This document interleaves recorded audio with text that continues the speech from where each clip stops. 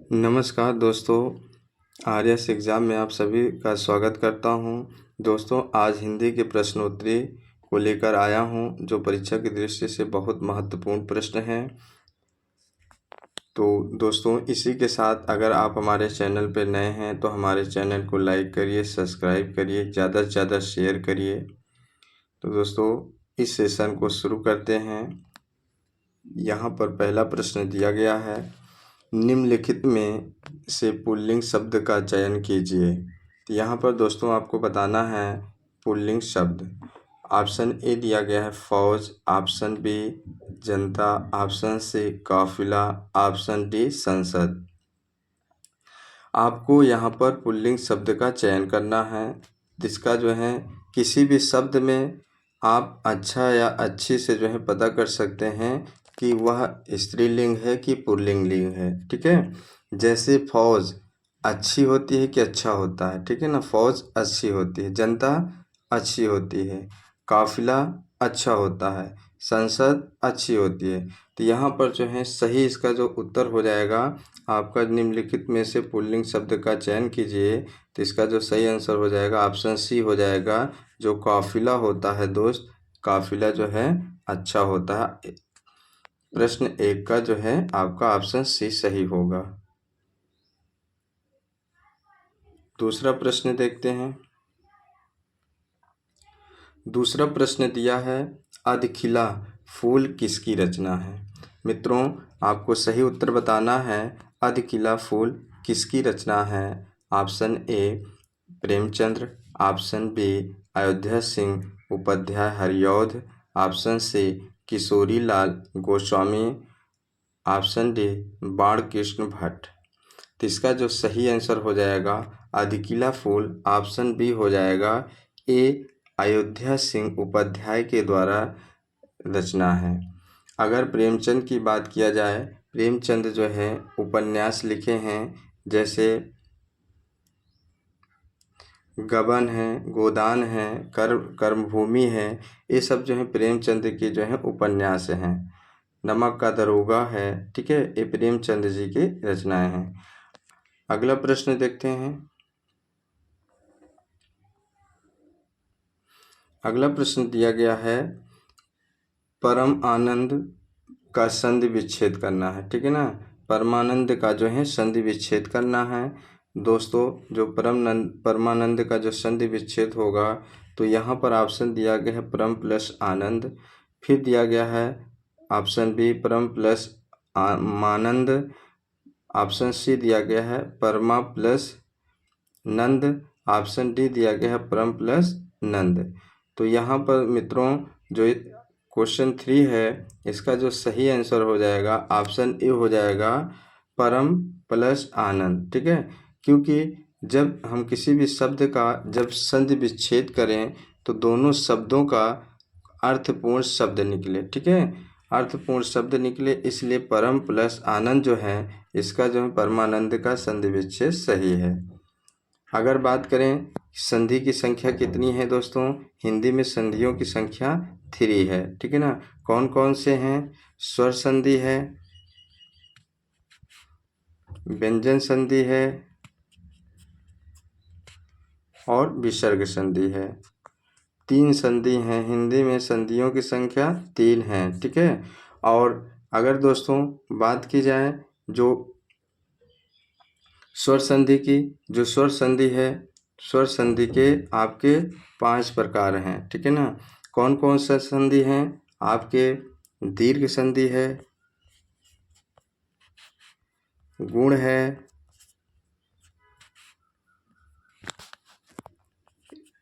यण संधि है, दीर्घ संधि, गुण संधि, यण संधि, अयादि संधि और एक संधि है दोस्त वृद्धि संधि।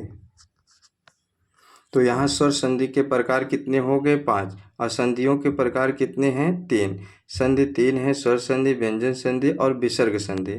लेकिन स्वर संधि के जो हैं 5 प्रकार होते हैं मित्रों, इससे भी क्वेश्चन बनता है, इसको भी आपको याद कर लेना है। अगला प्रश्न देखते हैं। अगला प्रश्न दिया गया है, राम की शक्ति पूजा किसकी कविता है। बहुत इम्पोर्टेंट जो है क्वेश्चन दिया गया है मित्रों। इसका जो है सही उत्तर दीजिएगा।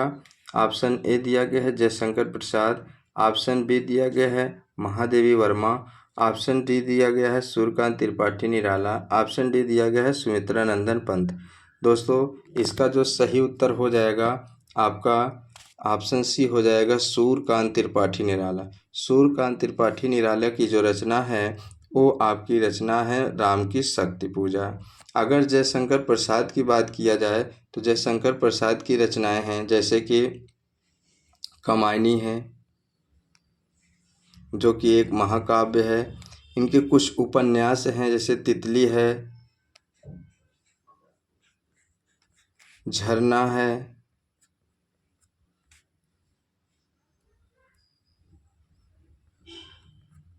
आंसू है, लहर है। ये जयशंकर प्रसाद जी की जो है मुख्य रचनाएं हैं। कामायनी है, तितली है, झरना है, आंसू है, लहर है, अजात शत्रु है, स्कंदगुप्त है। ये सब जो है जयशंकर प्रसाद की जो है रचनाएं हैं। अब देख लेते हैं यहाँ पर जो है महादेवी वर्मा, ठीक है, महादेवी वर्मा को जो है ज्ञानपीठ पुरस्कार मिला था यामा। इनकी एक रचना थी यामा, यामा पर इनको जो है ज्ञानपीठ पुरस्कार मिला था। जो क्वेश्चन नंबर 4 का जो सही आंसर है सूर्यकांत त्रिपाठी निराला। सूर्यकांत त्रिपाठी निराला के द्वारा जो है राम की शक्ति पूजा की कविता को जो है लिखा गया है। अगला प्रश्न देखते हैं मित्रों। अगला प्रश्न दिया गया है, प्रश्न 5 दिया गया है, लाइलाज में किस उपसर्ग का प्रयोग किया गया है। मित्रों बताना चाहते हैं कि जो उपसर्ग होता है किसी शब्द के आदि में लग जाने से उसके अर्थ में परिवर्तन ला देता है उसे हम उपसर्ग कहते हैं। और जो प्रत्यय होता है किसी शब्द के अंत में लग जाने से उसके अर्थ में जो भी परिवर्तन लाता है उसे हम प्रत्यय कहते हैं। तो मित्रों यहाँ पर बताना चाहते हैं जो लाइलाज है, लाइलाज में आपका जो है कौन सा उपसर्ग है। ऑप्शन ए दिया गया है ला, ऑप्शन बी ला, ऑप्शन सी लाई, ऑप्शन डी लाइज। तो यहाँ पर मित्रों इसका जो है क्वेश्चन नंबर 5 है, इसका जो सही उत्तर होगा आपका ला हो जाएगा। क्योंकि जो है ला इलाज जो है ला प्लस इलाज, जब इसका हम संधि कर देंगे, इसका क्या कर देंगे संधि कर देंगे तो बन जाएगा दोनों शब्द, इला आपका बाहर आ जाएगा और इलाज ये मूल शब्द हो गया। मूल शब्द के आदि में जो है ला जुड़ जाने से इसके अर्थ में परिवर्तन ला दिया, तो इसलिए जो है ला जो है क्या है ये उपसर्ग होगा। अगला प्रश्न देखते हैं मित्रों। अगला प्रश्न दिया गया है क्वेश्चन नंबर 6 में दिया गया है मृत्यु दंड में कौन सा समास है। मित्रों आपको यहाँ पर समास बताना है मृत्यु दंड में, ठीक है ना। अब यहाँ पर अगर दोस्तों हिंदी में समास की संख्या पूछ ले तो आपकी हिंदी में समासों की संख्या कितनी होती है 6 होती है, ठीक है ना। कितनी होती है 6 होती है, ठीक है। हिंदी में समासों की संख्या 6 होती है। और यहाँ पर आपको ऑप्शन दिया गया है अपादान तत्पुरुष समास, ऑप्शन बी संबंध तत्पुरुष, ऑप्शन सी करण तत्पुरुष, ऑप्शन डी कर्म तत्पुरुष। तो यहाँ पर मित्रों जो क्वेश्चन 6 है इसका जो सही आंसर होगा ऑप्शन बी होगा संबंध तत्पुरुष, इसका जो है करेक्ट आंसर होगा। क्योंकि मृत्यु दंड जो है मृत्यु से जो है दंड जो है मृत्यु मिला जो है यहाँ पर जो है संबंध व्यक्त हो रहा है, ठीक है। तो अब यहाँ पर आप अगला प्रश्न देखते हैं, चक्रधर में कौन सा समास है। यहाँ भी आपको बताना है चक्रधर में कौन सा समास है, यानी चक्र को धारण करने वाला, ठीक है। चक्र को धारण करने वाला अर्थात विष्णु, ठीक है ना। यहाँ पर जो है देखिए चक्रधर है, ऑप्शन दिया गया है द्वंद्व समास, ऑप्शन बी द्विगु समास, ऑप्शन बी बहुब्रीहि समास, ऑप्शन डी कर्मधारय समास। दोस्तों हम बताना चाहते हैं कि जो द्विगु समास होता है ये इसके साथ योजक चिन्ह का प्रयोग होता है। योजक चिन्ह या और दो शब्दों के बीच और या योजक चिन्ह का प्रयोग होता है तो उसे हम जो है द्वंद्व समास कहते हैं। दोनों में प्रथम और द्वितीय दोनों में प्रधानता होती है। और इसमें जैसे कि माता पिता दोस्तों, यहाँ पर माता पिता में देखिए एक योजक चिन्ह लगा हुआ है। जब भी योजक चिन्ह लगा रहे किसी भी समास में तो आपको तुरंत जो है द्वंद्व समास में टिक कर देना है। अगला इसमें देखिए द्विगु समास। जो द्विगु समास होता है ये संख्यावाचक समास होता है। क्या होता है? संख्यावाचक समास इसे कहते हैं, संख्यावाचक समास। मित्रों, ये जो द्विगु समास है इसमें जो है संख्या की बात करती है। जैसे चौराहा, ठीक है ना, चौराहा, ठीक है ना, यानी 4 राहों का समूह। यहाँ पर जो है 4 राहों के समूह से बना क्या? चौराहा। और यहाँ पर क्या हो जाएगा? आपका द्विगु समास हो जाएगा। मित्रों देखते हैं बहुब्रीहि समास। बहुब्रीहि समास क्या होता है? इसमें जो है किसी अन्य मतलब जो है कि बहुब्रीहि समास में जैसे चक्रधार, ठीक है ना, चक्र को धारण करने वाला, ठीक है ना, जिसका कोई एक दूसरा अर्थ निकलता हो, चक्र को धारण करने वाला अर्थात विष्णु। तो यहाँ पर जो है ऑप्शन इसका जो है सी सही होगा, ठीक है ना। क्या होगा? सी सही होगा, जो है क्वेश्चन नंबर 7 का सी सही होगा। अगला प्रश्न देखते हैं। मित्रों, अगर आप हमारे चैनल पर नए हैं तो हमारे चैनल को लाइक करिए, सब्सक्राइब करिए, शेयर करिए, ज़्यादा से ज़्यादा शेयर करिए ताकि ऐसे वीडियो आपके लिए आता रहे। और अपना जो है सभी आंसर जो है आप कमेंट बॉक्स में टिक करते रहिए। आप जो है वीडियो को स्किप मत करिएगा, वीडियो को शुरू से अंत तक देखिए तो आपको लगेगा हिंदी के प्रश्नोत्तरी बहुत ही अच्छे हैं परीक्षा की दृष्टि से। मित्रों, क्वेश्चन नंबर 8 देखते हैं। पुरुषवाचक सर्वनाम के कितने भेद हैं? आपको बताना है जो पुरुषवाचक सर्वनाम है उसके कितने भेद हैं। मित्रों, आपको बताना चाहते हैं कि सर्वनाम कहते किसे हैं? संज्ञा के स्थान पर प्रयोग किए जाने वाले वे शब्द सर्वनाम होते हैं, ठीक है ना। सर्वनाम जैसे यह, ये सर्वनाम शब्द हैं। वह, वे, हम, मैं, ठीक है मित्रों, ये सब क्या हैं? सर्वनाम शब्द हैं, ठीक है। तो यानी संज्ञा के स्थान पर प्रयोग किए जाने वाले को हम सर्वनाम कहते हैं। और यहाँ पर मित्रों प्रश्न पूछा गया है पुरुषवाचक सर्वनाम के कितने भेद हैं। आपको पुरुषवाचक सर्वनाम के भेद बता देना है। यहाँ पुरुषवाचक सर्वनाम के भेद कितने हैं मित्रों? 3 हैं, ठीक है ना। पुरुषवाचक सर्वनाम के भेद कितने हैं? 3 भेद हैं। प्रथम पुरुष, मध्यम पुरुष, उत्तम पुरुष, ठीक है।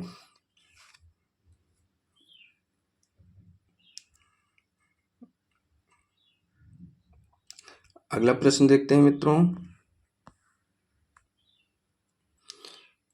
क्वेश्चन नंबर 9 में दिया गया है वह स्वतः ही जान जाएगा में वह सर्वनाम है। मित्रों, अब आपको बताना है वह स्वतः ही जान जाएगा में वह सर्वनाम है। कैसा सर्वनाम है? ऑप्शन ए दिया गया है पुरुषवाचक सर्वनाम, ऑप्शन बी निजवाचक सर्वनाम, ऑप्शन सी संबंधवाचक सर्वनाम, ऑप्शन डी निश्चयवाचक सर्वनाम, ठीक है ना। तो यहाँ पर मित्रों इसका जो सही आंसर हो जाएगा 9 का बी हो जाएगा निजवाचक सर्वनाम। निजवाचक सर्वनाम जो स्वयं पर जो है मतलब जो है अपने द्वारा जो है वह स्वतः ही यानी जो स्वयं ही मतलब काम कर लेता है वह जो है निजवाचक सर्वनाम होता है, ठीक है ना। तो यहाँ पर जो है मित्रों इसका जो है ऑप्शन बी सही हो जाएगा निजवाचक सर्वनाम। अगला प्रश्न देखते हैं।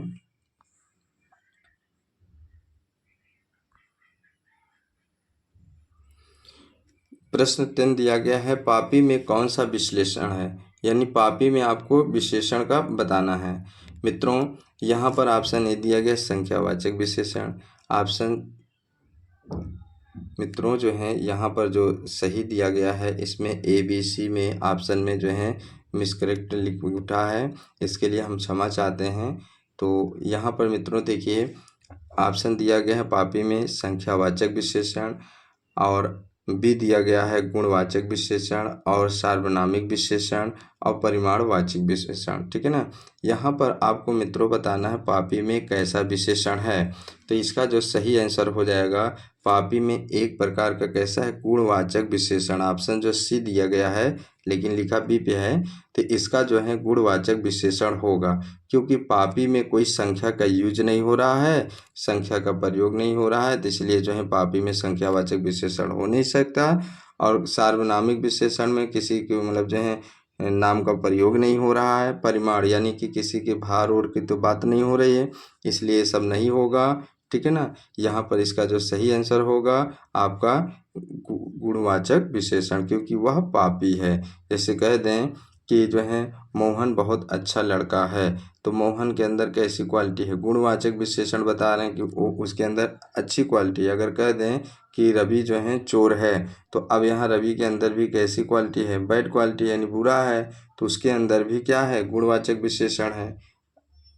अगला प्रश्न देखते हैं मित्रों। 11 प्रश्न दिया गया है, निम्नलिखित शब्दों में से अर्ध तत्सम शब्द पहचानिए। ठीक है ना। अब आपको मित्रों अर्ध तत्सम शब्द बताना है। अब यहाँ पर दिया गया क्षीर, चंदर, घी और त्वरित। ठीक है ना। तो इसका जो जो अर्ध तत्सम है मित्रों, इसका जो सही आंसर हो जाएगा ऑप्शन बी इसका करेक्ट आंसर हो जाएगा। ठीक है ना। ऑप्शन बी जो है इसका जो करेक्ट आंसर हो जाएगा चंदर हो जाएगा। ठीक है ना।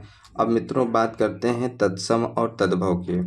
देखो मित्रों जो है जो तत्सम शब्द होता है, तत्सम शब्द संस्कृत में प्रयोग किए जाने वाले जितने भी शब्द होते हैं सभी क्या कहलाते हैं, तत्सम शब्द कहलाते हैं। संस्कृत में जितने भी शब्द प्रयोग किए जाते हैं वो क्या कहलाते हैं, तत्सम शब्द कहलाते हैं। जो तद्भव होते हैं मित्रों, तद्भव संस्कृत में जो प्रयोग करके जो है जब हिंदी में प्रयोग किए जाते हैं, शब्दों को जो हिंदी में प्रयोग किया जाता है वो सभी जो है शब्द क्या होते हैं, तद्भव होते हैं। या हम सीधा सीधा कह सकते हैं जितने भी हिंदी शब्द होते हैं वो तद्भव होते हैं और जितने भी संस्कृत शब्द होते हैं वो तत्सम होते हैं। तो मित्रों यहाँ पर जो है अर्ध तत्सम शब्द कौन सा होगा, यहाँ पर चंदर होगा। ठीक है। आशा करता हूँ कि आपको ये प्रश्न समझ में आ गया होगा। अगला प्रश्न देखते हैं मित्रों। प्रश्न 12 दिया गया है, निम्नलिखित शब्दों में से विदेशी शब्द को पहचानिए। ठीक है। यहाँ पर मित्रों आपको विदेशी शब्द को पहचानना है। ठीक है ना।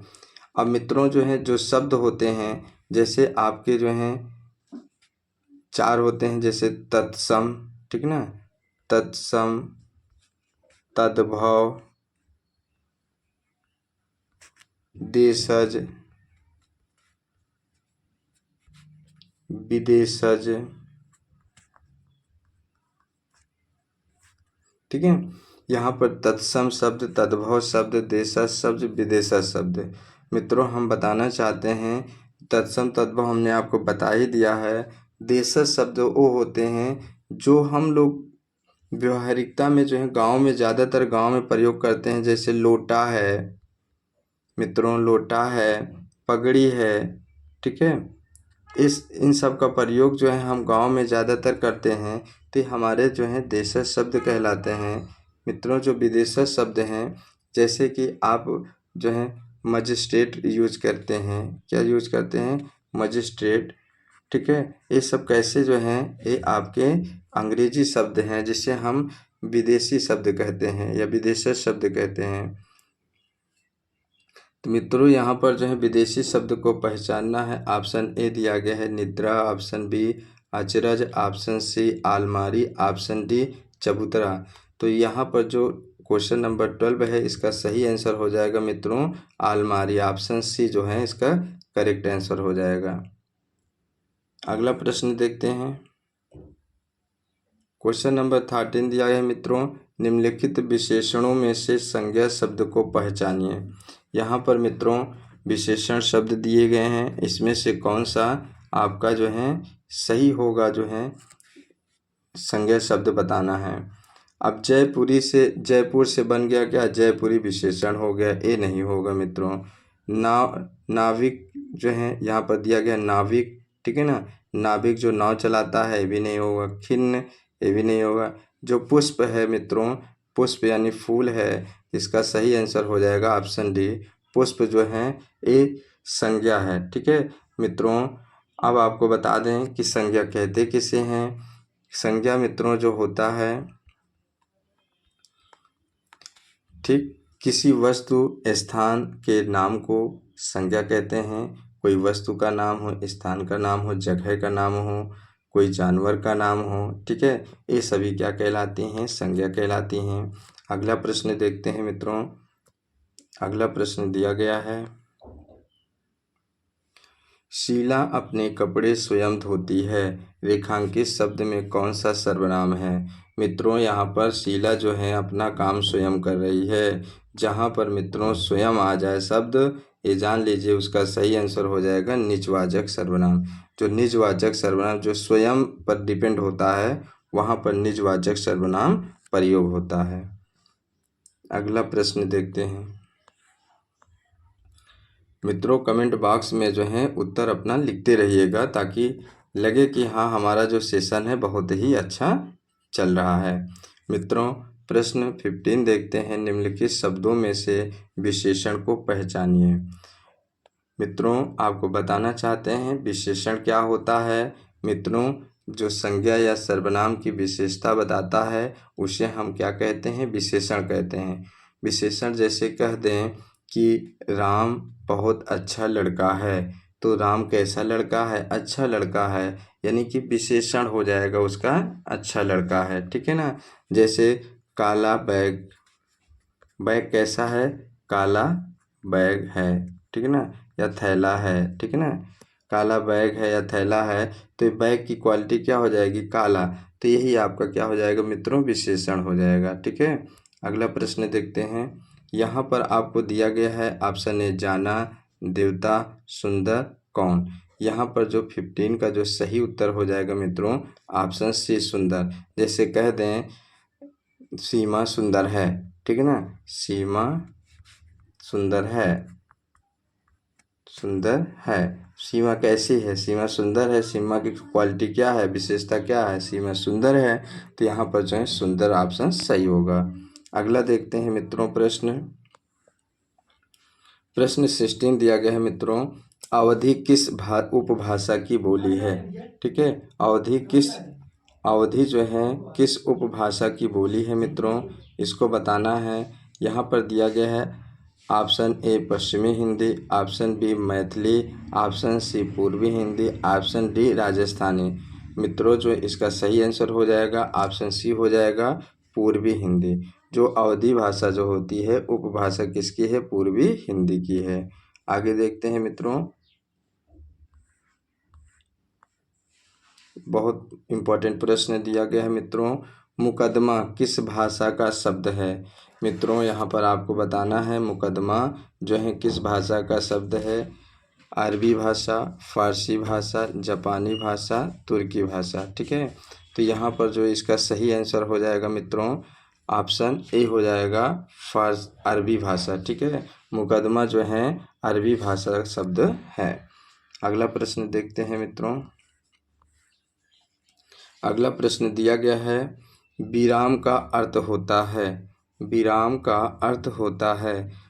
यहाँ पर आपको ऑप्शन दिया गया है, इसका सही उत्तर दीजिएगा मित्रों, ठीक है। सही उत्तर दीजिएगा कमेंट बॉक्स में। यहाँ पर ऑप्शन ए दिया गया है ठहराव, ऑप्शन बी रुकना, ऑप्शन सी ए और बी दोनों, ऑप्शन डी बिरहा, ठीक है। तो इसका जो 18 का सही आंसर हो जाएगा ऑप्शन सी हो जाएगा मित्रों ए और बी। ए और बी दोनों हो जाएंगे। विराम का अर्थ होता है रुकना या ठहरना, ठीक है। अगला प्रश्न देखते हैं मित्रों। क्वेश्चन नंबर 19 दिया है कौन सा शब्द भिन्न अर्थ और प्रकृति का है? सही उत्तर दीजिएगा मित्रों, सही उत्तर दीजिएगा। ऑप्शन ए कल्याण, ऑप्शन बी भलाई, ऑप्शन सी परोपकार, ऑप्शन डी अविनीत। तो इसका जो सही आंसर हो जाएगा मित्रों आपका अविनीत। अविनीत जो होगा इन सब से क्या है? भिन्न अर्थ का जो है प्राकृतिक है, ठीक है ना। अब कल्याण करना, किसी के साथ मदद कर देना, भलाई कर देना, सहायता कर देना, परोपकार कर देना, ये भी सहायता मदद कर देना, ये तीनों जो हैं एक दूसरे से मिलते हैं। लेकिन जो है यहाँ अविनीत जो है इनसे नहीं मिल रहा है, इसलिए इनमें से भिन्न जो शब्द है अविनीत है। अगला प्रश्न देखते हैं मित्रों। प्रश्न आपको दिया गया है 20 जो मृत्यु के समीप हो के लिए एक शब्द है। मित्रों इसका सही उत्तर दीजिए, ठीक है। सही उत्तर दीजिएगा इसका। ऑप्शन ए मरणासन, ऑप्शन बी मृत्युंजय, option C Yamraj, option D मरण। जो क्वेश्चन नंबर 20 का जो सही उत्तर हो जाएगा दोस्तों, ऑप्शन ए हो जाएगा मरणासन। मरणासन होता है जो मृत्यु के समीप होते हैं, उन्हें हम क्या कहते हैं, मरणासन। ठीक है, अगला प्रश्न देखते हैं मित्रों। लाइक करिए जो है मित्रों, जो है लाइक करिए जो है प्रश्नों को। यहाँ पर जो है आप जो है लाइक करना मत भूलिए जो है, और चैनल को सब्सक्राइब करिए, ज़्यादा से ज़्यादा शेयर करिए। ठीक है मित्रों, तो आप अपना जो है आंसर कमेंट बॉक्स में लिखना ना भूलें। जो है सभी प्रश्नों का उत्तर आप कमेंट बॉक्स में देते रहें, और वीडियो को दोस्तों स्क्रिप्ट मत करिए, जो है शुरू से लेकर अंत तक ज़रूर देखिए। जो है यहाँ पर 21 नंबर दिया गया है, व्याकरण की दृष्टि से कौन सा शब्द अशुद्ध है। मित्रों, इसका सही उत्तर हो जाएगा ऑप्शन ए व्याप्त, ऑप्शन बी राजकीय, ऑप्शन सी निस्वार्थ, ऑप्शन डी सन्यासी। यहाँ पर मित्रों इसका जो 21 है, 21 का सही उत्तर बताना है मित्रों। जो निस्वार्थ हो जाएगा, यही क्या होगा, ये आपका गलत है, बाकी सभी क्या हैं, आपके सही हैं। व्याप्त भी सही लिखा है, राजकीय भी सही लिखा है, व्याप्त भी सही है, राजकीय भी सही है, सन्यासी, ठीक है, ये भी सही है। आपका निस्वार्थ जो है वो गलत है। इसका सही उत्तर हो जाएगा मित्रों ऑप्शन सी। अगला प्रश्न देखते हैं मित्रों। अगला प्रश्न दिया गया है, निम्न में से कौन सा युग्म गलत है। मित्रों, इसका सही उत्तर बताना है। इसका सही उत्तर बताइएगा। दिन दूनी रात चौगुनी, यानी भरपूर उन्नति होना। और यहाँ पर दिया गया है ठकुर सुहाती करना, माँ हाँ में हाँ मिलाना। ठीक है, बाएं हाथ का खेल सरल कार होना, शैतान की आंत मीठा होना। मित्रों, जो है इसका जो सही आंसर हो जाएगा ऑप्शन डी हो जाएगा, क्योंकि यही गलत था, बाकी सब का मिलान जो है सही था। इसका भी, इसका भी, इसका भी, यही जो है आपका आंसर क्या था, गलत था। इसलिए इसका सही उत्तर क्या हो जाएगा, ऑप्शन डी सही हो जाएगा। मित्रों, कमेंट बॉक्स में जो है उत्तर देना मत भूलें, कमेंट बॉक्स में ही उत्तर दें। चैनल को लाइक करिए, सब्सक्राइब करिए, जो है लाइक करना और सब्सक्राइब करना मत भूलिएगा। मित्रों, क्वेश्चन नंबर 23 दिया गया है, मुदित महीपति मंदिर आए, पंक्ति में अलंकार बताना है। मित्रों, मुदित महीपति मंदिर आए में अलंकार बताना है। ऑप्शन ए दिया गया है रूपक अलंकार, ऑप्शन बी दिया गया है श्लेष अलंकार, ऑप्शन सी दिया गया है अनुप्रास अलंकार, ऑप्शन डी दिया गया है यमक अलंकार। मित्रों, जो श्लेष अलंकार होता है, इसमें एक शब्द की आवृत्ति, किसी शब्द की मतलब एक शब्द की आवृत्ति आने से उसका अनेक अर्थ निकलता है, वहाँ पर जो है श्लेष अलंकार होता है।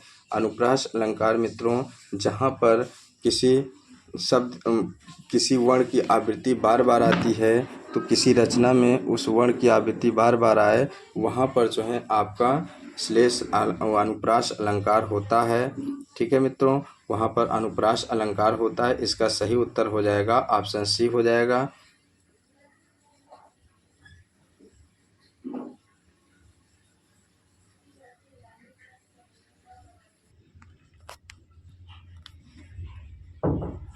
यमक अलंकार जो होता है, किसी रचना में दो या दो से अधिक बार एक ही शब्द की आवृत्ति हो और लेकिन उसका अर्थ अलग अलग हो, तो वहाँ पर यमक अलंकार होता है। मित्रों, जो मुदित महीपति मंदिर में देखिए माँ की आवृत्ति बार बार आई है, इसलिए यहाँ पर अनुप्रास अलंकार होगा। ठीक है मित्रों, यहाँ पर अनुप्रास अलंकार होगा। मित्रों, यहाँ पर ऑप्शन दिया गया है अंधकार, ऑप्शन बी पाप, ऑप्शन सी क्रोध, ऑप्शन डी उक्त सभी। तो तम का जो अनेकार्थ शब्द होता है मित्रों, ऑप्शन डी ये सभी हो जाएगा, उक्त सभी हो जाएगा। अंधकार भी होगा, पाप भी होगा और क्रोध भी होगा। तम का अनेकार्थ शब्द जो है उपयुक्त सभी होगा मित्रों। अगला प्रश्न देखते हैं। क्वेश्चन नंबर 25 दिया गया है मित्रों। यहाँ पर दिया गया स्पर्श व्यंजनों की संख्या कितनी होती है। मित्रों, यहाँ पर स्पर्श व्यंजनों की संख्या बताना है। यहाँ पर मित्रों इसका जो है सही उत्तर हो जाएगा ऑप्शन सी हो जाएगा 25। स्पर्श व्यंजनों की संख्या 25 होती है मित्रों, यानी का वर्ग से लेकर पा वर्ग तक के सभी क्या होते हैं, स्पर्श व्यंजन होते हैं, या कह सकते हैं का से लेकर म तक के व्यंजन जो होते हैं सभी क्या होते हैं, अस्पर्श व्यंजन होते हैं। अस्पर्श व्यंजनों की संख्या कितनी होती है, 25 होती है, ठीक है ना। और एक होता है संयुक्त व्यंजन मित्रों। कौन सा व्यंजन होता है, संयुक्त व्यंजन। और संयुक्त व्यंजन कितने हैं, 4 हैं। कितने होते हैं, 4 होते हैं। कौन कौन से, छ, त्रा, ज्ञा और श्रा, ये संयुक्त व्यंजन की संख्या है मित्रों। अगला जो है इसी में आप देखें कभी कभी प्रश्न आता है ऊष्म व्यंजन, ठीक है मित्रों। ऊष्म व्यंजन पूछ लेता है, ऊष्म व्यंजन कितने हैं। ऊष्म व्यंजनों की संख्या मित्रों 4 है। कौन कौन सी है, सा, सा और हा, ठीक है। ये आपके ऊष्म व्यंजन की संख्या है, 4 हैं। और सा हा जो है ये आपके ऊष्म व्यंजन हैं मित्रों। कभी कभी पूछ लेता है व्यंजनों की संख्या कितनी है, तो यहाँ व्यंजनों की मूल रूप से संख्या होती है कितनी, 33 होती है, ठीक है ना। कितनी होती है, 33। अगर हिंदी में वर्णमाला की संख्या पूछ ले मित्रों, किसकी पूछ ले, वर्णमाला। अगर हिंदी में वर्णमाला की कुल संख्या पूछ ले तो आपको बता देना है 52, ठीक है। यहाँ पर 52 बताना। अगर स्वरों की संख्या मित्रों पूछ ले, हिंदी में स्वर की संख्या कितनी है, तो स्वरों की संख्या कितनी होती है, 11 होती है, ठीक है मित्रों। अगला प्रश्न देखते हैं। अगला प्रश्न दिया गया है, ग्रामोद्धार में कौन सी संधि होगी। यहाँ पर मित्रों बताना है ग्रामोद्धार में कौन सी संधि होगी। ऑप्शन ए दिया गया है वृद्धि संधि, यण संधि, गुण संधि, दीर्घ संधि। तो जो ग्रामोद्धार है यहाँ पर इसका जो सही हो जाएगा ऑप्शन सी हो जाएगा, ठीक है ना। ग्रामोद्धार में जो है गुण संधि है, ठीक है ना। यहाँ पर ऑप्शन सी सही होगा। अगला प्रश्न देखते हैं मित्रों। यहाँ पर दिया गया है 27, दिया गया छंद में गणों की संख्या कितनी होती है। मित्रों जो छंद होता है, छंद में गणों की संख्या option A 8, option B 10, option C 13, option D 16। तो छंद में गणों की संख्या मित्रों 8 होती है, ऑप्शन ए सही होगा। गणों की संख्या कितनी होती है, 8 होती है। अगला प्रश्न देखते हैं मित्रों। ठीक है, यहाँ पर दिया गया है तुम घर जाओ कैसा वाक्य है, ठीक है।